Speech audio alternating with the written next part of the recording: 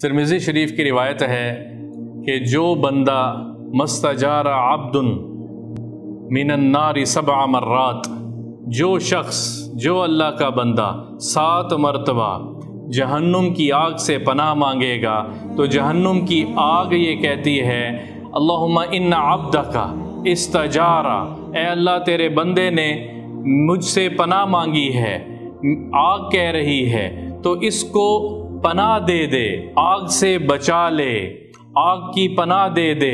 تو نبی پاک صلی اللہ تعالیٰ علیہ وسلم فرماتے ہیں کہ اللہ تعالیٰ فرماتے ہیں کہ میں نے اس کو آگ سے بچا لیا۔ اور پناہ مانگنا کیسے ہے؟